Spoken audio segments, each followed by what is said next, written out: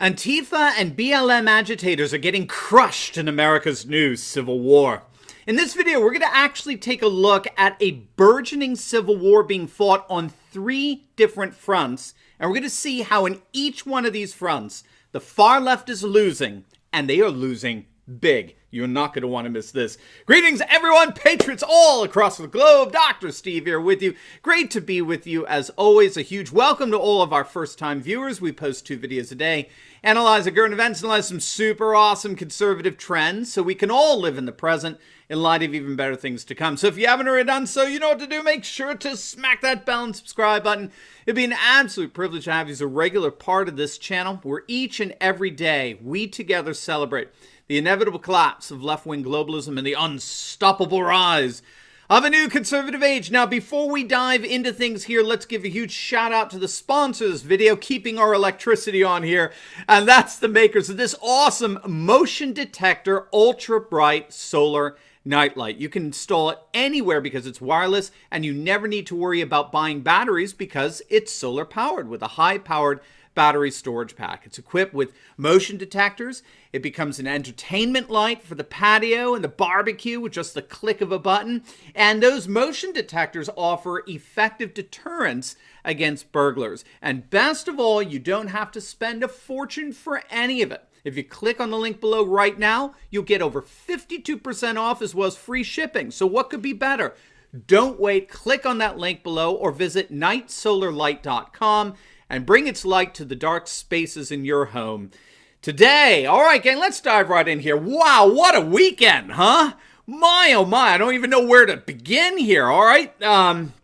If you've been following the developments going on in our nation, I don't think there's any way around the conclusion that we are indeed seeing nothing less than a very real civil war breaking out. Now, of course, it's not the 1860s all over again. This is not a conventional civil war where the military splits into 2 different sides or anything like that. It's not a geographic civil war with the North versus the South. It's not an ideological war involving conservatives versus liberals, or the political right versus the political left.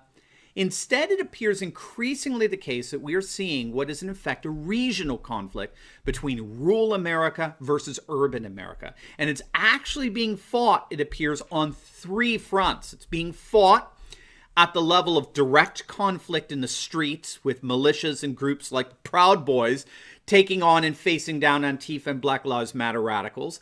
That's on one front. It's also being fought from within the political and cultural left itself. The left is actually going through its own internal civil war.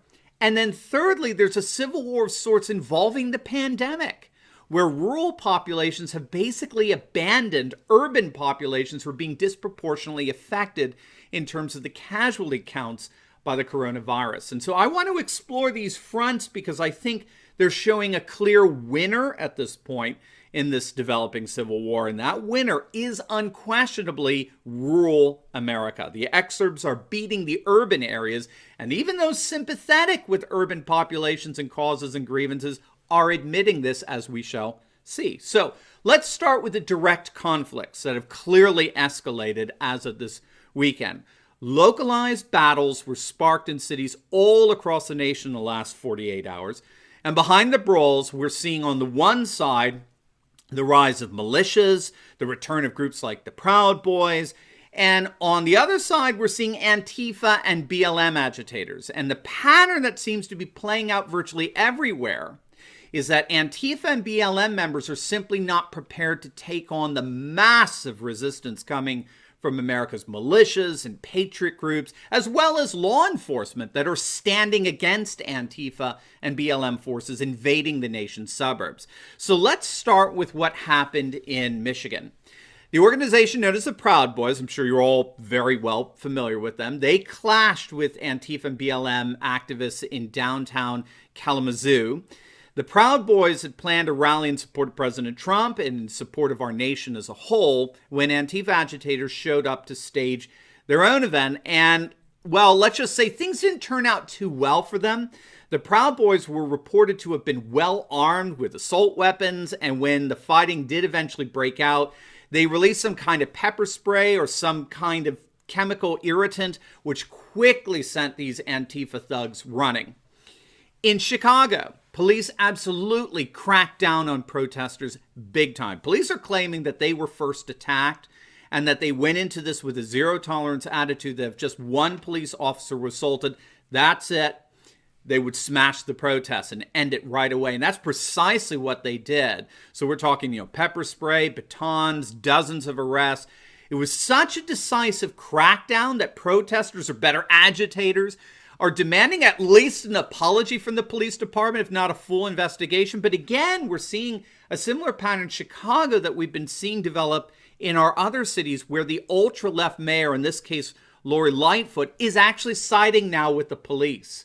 After months of siding with BLM and Antifa agitators, the mayor now has no choice but to side with law enforcement in order to keep businesses and residents from leaving Chicago and completely devastating the city, like what we're seeing in New York City right now under the tenure of the ultra-incompetent Bill de Blasio, who's single-handedly destroying that city. It's just absolutely tragic.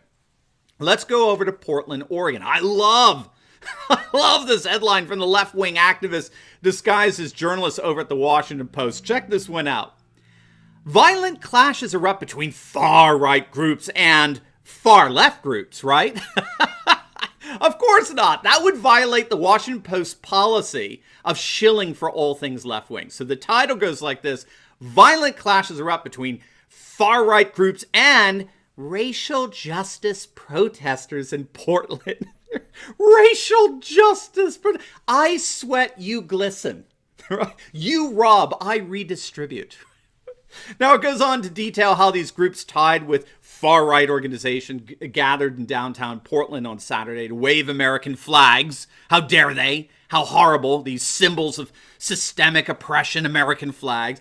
And then they had the audacity to push back against BLM protesters that were there simply to challenge police brutality, right? Again, the BLM agitators didn't seem prepared to deal with the use of pepper spray and pellets fired from paintball guns coming from these far-right extremists. And once again, we're seeing which side law enforcement is siding with. BLM activists are complaining about how the police were fully supportive of the right-wing group, while they were especially harsh against what the Washington Post called these left-leaning crowd. Again, is this not hilarious? The far right-wing versus left-leaning crowds. But again, we've done videos on this before. How the heck do you expect law enforcement to help you when all you do is accuse them of the worst crimes against humanity and demanding that they be defunded and abolished? I mean, what the hell do you even expect them to come within 10 feet of you? It's absurd. But in the scuffle, one Antifa agitator in particular tried to take on the police himself.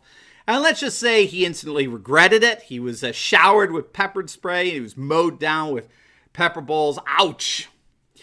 Moreover, we're seeing the devastating effects of the Civil War that's erupted within the political left in Portland in particular. The far-left mayor, Ted Wheeler, has been trying to get his city under control.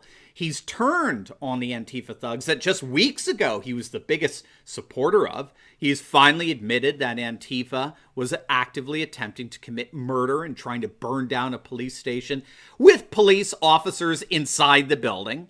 Well, now he's got this far-left district attorney turning against him, his fellow Mike Schmidt. He's a rabid leftist. And he's refusing to prosecute rioters that police have arrested, which in turn has prompted the state police, who recently deployed into Portland to make up for the gap left by federal officers leaving the city. Well, now the state police are leaving. They're telling the mayor and this district attorney they're to shove it, which is completely undermining the mayor's capacity to restore law and order in this imploding left-wing city. So once again, we're seeing the left versus the left here. A leftist mayor is clashing with a leftist district attorney, and state law enforcement is saying a pox on both your houses. We're out of here. Deal with it yourself. Now, as if things weren't bad enough for the far left in our nation, to make matters even worse now, you have the continued fallout from the pandemic that is disproportionately destroying urban populations. John Bennett over The Independent has an interesting piece on how the coronavirus has become another location for this burgeoning civil war. Now, Bennett makes no effort at hiding his left-wing sentiments, but he does admit that rural America has simply not been anywhere near as affected by the coronavirus as urban America has. The COVID casualties have been disproportionately on the side of America's urban populations. And rather than create a sense of solidarity and sympathy and empathy from America's rural populations, it seems to have provoked the exact opposite. America's rural populations seem quite intent on weakening and debilitating America's urban populations as much as they can, and it's working. Our cities have never been weaker. They've never been more chaotic or bankrupt. I mean, they're the last places anyone wants to live in right now, and Bennett isn't alone in this assessment. Ron Brownstein over at The Atlantic observed something very similar, recognizing that the coronavirus was indeed hardening the divide between red states and blue states, the rural versus the urban. Jonathan Chait over at The Intelligencer is a bit more blunt in his assessment. He questions whether Trump even cares about the coronavirus killing off left-wing blue America.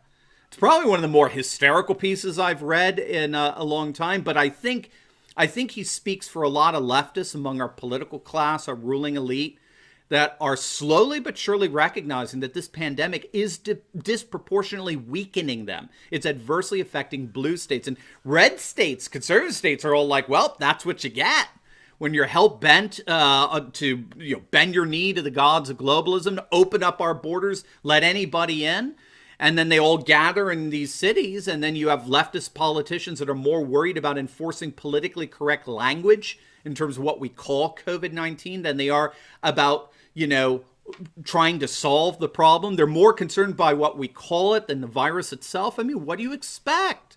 You've been demanding, in the name of going green, you've been demanding everyone live in these densely packed cities and urban areas, and then when Trump issues a travel ban against China, you turn around, you call them xenophobic. Left-wing blue states, you've brought this on yourselves. You made your own bed. Now you got to sleep in it. We're opening up our economies. Red state economies are flourishing, and you blue states are in a continuous lockdown. You're going to have to deal with it. And so as we can see, we really are seeing the emergence of a civil war that's being fought on three fronts. A direct confrontation on the streets, a civil war that's erupted from within the political left itself, and a civil war of disproportionate COVID casualties adversely affecting left-wing blue states. Everywhere we look in this burgeoning civil war, the left is getting crushed. And if things continue the way they have, we ain't seen nothing yet. Now, before you go, make sure to like this video, comment down below, and subscribe to my channel. And you will definitely want to check out my latest video. I just uploaded it on a massive voter backlash going on as a Black Lives Matter mob demands that whites move out of their homes and give them to blacks. Voters are absolutely sick of this stuff, and you're not going to want to miss it. So make sure to click on the link, and I will see you over there. God bless.